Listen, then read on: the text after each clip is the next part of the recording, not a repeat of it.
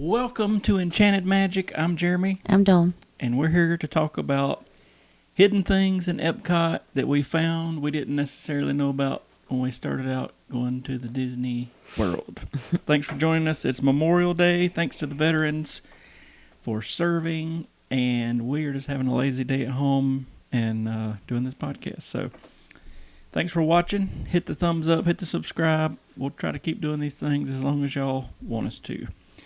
So Epcot is a very big place, and when I was trying to think about something to talk about this week, I thought about how many things we have discovered over the last few years at Epcot that we didn't necessarily know about. And I think part of the reason we didn't know about it was because a lot of times some of these live streamers we watch can't necessarily go into some of them because they'll get like a copyright strike, and then I think that's a big part of it. But there's so many places we've found that I've never seen on any video before, and I was like, holy smokes. So that's what we're going to talk about. Epcot's a huge place, and all the countries have all these little hidden nooks and crannies and stuff. So we'll get this thing started. Number one that really surprised everybody, I think, was I had seen a video in the Canada Pavilion where somebody walked back there and said there was a waterfall. So I was like, let's go see about this waterfall. So we walked back through there. At the time, they were still doing some construction. But we see the waterfall, and then we see what looks to be like a log cabin or something.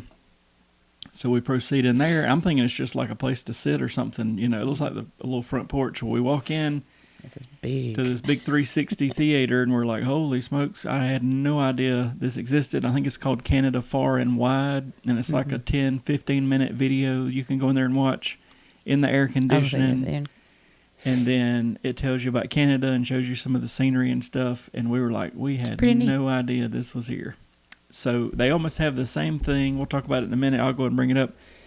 In China, it's the same Circle Vision thing. It seems a little more dated than the Canada one, but it's still very neat.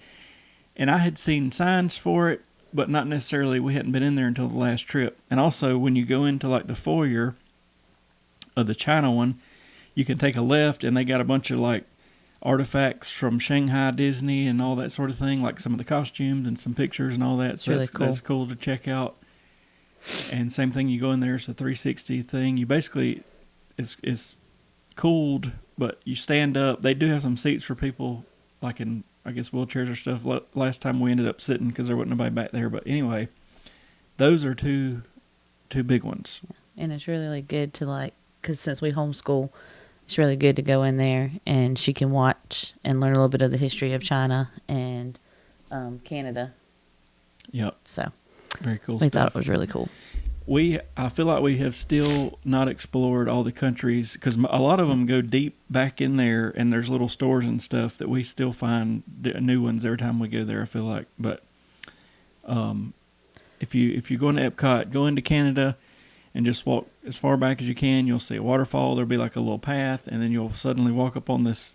You won't even know it's a theater. Yes. You'll see it, and it's pretty cool. Another one I got on my list is, now they just moved these people, but if you get into pin trading, there were people that would sit out front of the pin trader store, basically up under Spaceship Earth, and would trade pins. They just moved them from there to I'm going to call it a breezeway, going toward like Guardians of the Galaxy beside Connections and all that stuff. I've heard be careful because there's some like seasoned traders that know fakes from real stuff, and they'll trade you a fake pin for something that's worth some money. But so be careful. But we've seen a ton of people out there trading before. 20 or 30 people have their whole pin book out there, and so that's pretty cool. And granted, it's not going to be with a cast member, so it's like everybody's got to agree to, I want your pin and you want my pin and all that stuff. But anyway, still pretty cool. But they moved them. I think they moved them because it got so big and people were walking in and seeing Spaceship Earth, and then there's a big pile of people sitting down with all these pins everywhere. I don't think it's a bad thing. I think it's probably smart that they did move them, though. Number 3 on my list, and one of our favorites is there's a store in the Japan Pavilion, and it's basically just like a Massive. Japanese department store. The Mitsukoshi department store. You go in there, I mean, they got anything from clothes to a full mini grocery store situation with candy and food you can cook, to you can harvest your own pearl. We still want to do that. There's all kind of stuff in there, and it's a big old place. And you just basically you can see it if you're walking around World Showcase. It'll say Mitsukoshi. But you really don't know how big it is until you get inside there, and it just keeps going and going. And then on the way out of it, to the right, there's like a Japanese kawaii museum with all the little stuff. It's pretty cool. So there's all kind of stuff. But we like to get some of those like random the candies snacks and stuff. candies. We did a video on the what are they called? The Mochis or whatever, and they were good. We got a bunch of different flavors. They were tasty. Very tasty. Fourth on my list is kids. Well, I don't guess it has to be a kid, but you can get a little passport book at about any store in Epcot, and you can go country to country. And what I don't think a lot of people realize, but in those countries, it's mostly people from that country that Disney has working there. So it's like legitimate Chinese people or people from Norway or whatever. But there'll be somebody at a little passport table. It'll say it's called KidCot. Yep. And they'll stamp your passport, and they give you a postcard. Yeah, and you'll get a postcard and all this stuff. It's pretty cool, especially if you got a little time to kill, or if you're already going around the world and you got kids. Just go ahead; it won't take 2 seconds to do that. And they'll talk to them and give them some history lessons about each country that you're at. So I think that's pretty cool. We've gotten the postcards, but we haven't done the actual passport book. So that was going to be on one of our next trips to go and get stamps of the passports.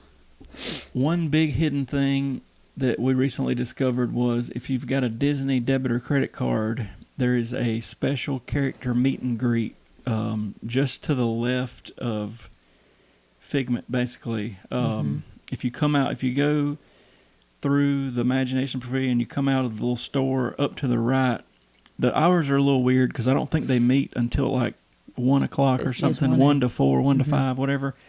But all you need is a Disney debit or credit card, and they switch the characters out, so you never know who you're going to meet. But that's kind of neat, and nobody is ever up there. Yeah, there's no wait. Yeah. I think we met Mickey. Was it Mickey and Pluto? Goofy? Mickey I can't and remember. Goofy. Yeah. Last time we went. Number 5 on my list is the International Gateway, which is the back of Epcot, like where you would get off the Skyliner and come in or go to the boardwalk, is an area where they let new characters train, or if they've got a rare character they want to bring out and play with. There's a lot, like we've seen Captain Hook there last visit. We've seen Ariel there last visit. Daisy's there a lot. A lot. But you can see, there's no schedule, it's just random, but you can see some random characters there. And I guess what they're doing is letting that character get out with some people and kind of make sure they're cool before they put them on something bigger. You know what I mean? So if you're back that way, just keep an eye out. There's what's that store called? Is it Gateway Gifts or something? Right as you're exiting the back of Epcot, it's right before you get there. You'll see them. They'll be out there. Daisy's out there a lot. And what a bunch of people also don't know is that what country were we in when we met Winnie the Pooh?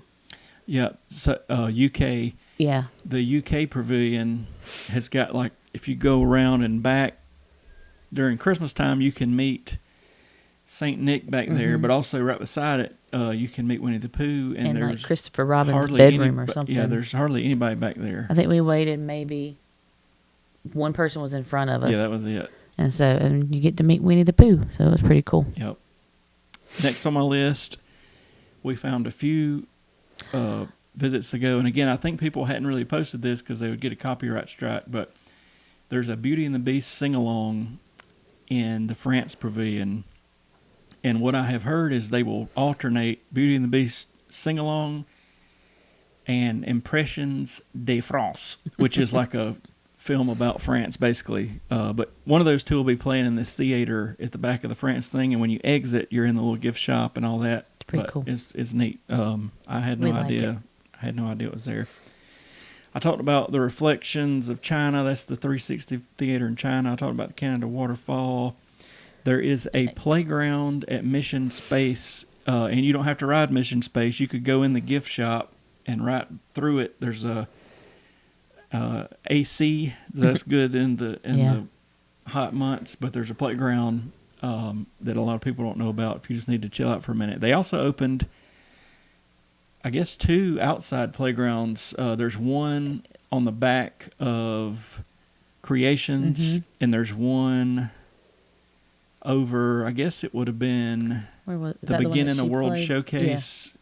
Kind of, if you're going to the right toward like Canada, there's one over there. Because there's a couple food booths around it when we were there last time. So that's good. Now they're outside. So and they're pretty warm because there's not a lot of shade. Yeah. But those are there just for whatever. Another thing, and I'd seen this on the videos how I knew about it, but there's a place called Club Cool, sponsored by Coca-Cola. And it's in that same breezeway where they put the Penn Traders going toward Guardians of the Galaxy. But you can go in there and test, I don't know, 6 or 8 different drinks from different countries, and some of them are good, some of them are bad. You can also buy, like, if you need a Coca-Cola or a slushie or whatever, but you can go in there for free, and you'll see people lined up. There's like 10, there's a bunch of machines, but you just go over there and it'll be like, here's Sprite from Russia and here's whatever from, Indonesia and that sort of thing. It's neat. I just wanted to talk about this because we went to Epcot multiple times, but it's so big, you could spend days there, and didn't know a lot of this stuff, and there's still plenty of stuff I'm sure we have not seen. Currently, I feel like we need to go back to like the UK area and explore. Even France and Italy we've been in, but I feel like we could go further. We hadn't done a lot of exploring, so. And he finally found, he knew where it was at, but he finally got his little ice cream that they squish into the brioche ice cream sandwich. It's in the bread, the hot bread. I'll be getting that again. That was good. Joanna was wanting ice cream, and Jeremy was like, I know exactly the place. Yeah, and there was a little bit of a wait, but it wasn't. But it went like fast. 5-10 minutes at the most. I made a video on it, and I'm sure there's a bunch more snacks that we don't even know about. Oh yeah. So in Canada we've ate at Le Cellier, and like it was good. Mm-hmm. We hadn't ate anywhere in UK yet. I know they have that fish and chips place. Let's think. We ate somewhere in Italy on a trip where we didn't have any food planned, and you just walked up and they were like, we got a spot. I remember that. I had to look up and see where that was at. I don't think we've ate in France, have we? We wear Morocco out. Oh yeah, Morocco. We wear Mexico out. So far, I still think Morocco has those skewers, and they're my favorite, and they're easy. They've got chicken and pork kebabs. Chicken and lamb, ain't it? Oh, I'm sorry, lamb. And they've got these little bread things and dips and all that. It's good. It's very good. My thing I want to find out, and I have been looking pretty hard, and that's the perfect example of it. I want something to be able to carry some of this food on, because what we end up doing, and I guess everybody else too, is if you go up there and get you a couple orders of chicken and this, that, and the other, they come in a little boat thing, paper things. You can't carry it all. I want like a fold-out tray, pretty big tray that one person can go up there with and pile all this stuff on and then be able to store it. Yeah, because this stuff gets dropped and it's just a mess. Yeah. I have been looking, and the one I want it to fold out, and then you hold it to where the pressure keeps it out. And I want it to be like at least a regular size tray, if not bigger. I found some little tiny ones, but they're not going to do any good. No. And I want to be able to fold it up and like put it in maybe a backpack or a stroller or whatever. So if you got any ideas, let us know. But that's like my main. It's not really a pet peeve, but it's just so easy to drop all this stuff. Cause any little food booth you go to, they give it to you in little portions, and you're trying to hold drinks and food, little. And it's just a big mess. A lot. You got anything else? That was my list. There's more stuff, I'm sure. I can't think of. But my advice would be, if you go to Epcot and you got a whole day, definitely ride everything, but explore the countries and go like way back. You walk into the Mexico Pavilion and it's like you're in a Mexican market. It's just like crazy. It's wild. And really, they're all like that. You go into there and, like I say, they got people from that country working. And they got stores and they got just all sorts of stuff. We probably hadn't even done 50% of the stuff. We try to do a little bit more each time, but tons of stuff to do. I agree. But anything else? If y'all got anything that you know about that everybody should do that you know, not, I have read there's a DuckTales scavenger hunt on the Disney Play app that everybody likes. We've never tried that. Cool. We've never tried the Finding Dory scavenger hunt inside the seas. True. There's lots of things that we haven't done yet. There's a lot of scavenger hunt stuff in Epcot. And usually for all of the festival things that they have different things to do. They've got the what was it? They had the Easter eggs for Easter, and then they have a lot of times for a festival they'll have like you get these foods, and if you get 5 or 6 of them, then we'll give you one and a free souvenir type thing. So, and then on top of that, they have something where you pay I think it's like $10, and they give you a card. And honestly, we haven't done one, so I don't know like what you get if you finish one. But I don't know. We've always wanted to do it at some point. My problem always with the festival food is by the time you get to 3 or 4 of them, you're basically full. Yeah, you're not hungry anymore. But if you had multiple days, you could do a lot of them. But we figured that, hey, if we'll just get like one thing and we share it, but we still got full really fast. Yeah. So. But it's some neat stuff. It is neat. Neat to try something different. Also, if you're really new to Epcot, initially, I guess we didn't know this, but if you walk out the back, don't go to the Skyliner. Keep going, not very far. Oh, yeah. You're at what they call the boardwalk area, and there's a ton of stuff to do back there. There's restaurants. There's in the evenings. There's like jugglers and entertainment. There's a pizza window. There's a corn dog thing. There's all kind of stuff. So it's worth walking back there for a few minutes, if nothing else, just to see it. Mm-hmm. But you could spend an evening back there easy. And since there's that hotel there, they usually have a movie on the lawn. Yeah. In the evening, so that's pretty cool. And technically, you could keep walking and end up at Hollywood Studios, but you probably don't want to walk that far. But Epcot's got a lot of things to do. When you first walk in, I think a lot of people maybe see it and don't pay attention or whatever, but Pluto meets right there in the front. It's one of the better meet and greets I've been to. Yeah, he's really cool.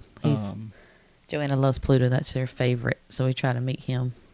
But yeah, there's our list. Hopefully it helps somebody. And like I say, if you know of other cool stuff, put it in the comments, because we'd love to check it out here in the next couple of weeks when we get there, because it's just so big. And we get started on one thing, and then we run out of time or whatever happens, and then it's just like, okay, we tried. But I've been saying we were going to do that Dory scavenger hunt for about 3 or 4 trips, and it just never has worked out. But we're going to do it one day. One of our trips. We're going to do it. Anyway, we'll wrap it up here, but thank y'all for watching. We'll be live Thursday evening. Look for us somewhere around 7:30, popping up live on YouTube and probably on TikTok. And hit the subscribe and like button. Thank y'all for watching. Bye. See you next time.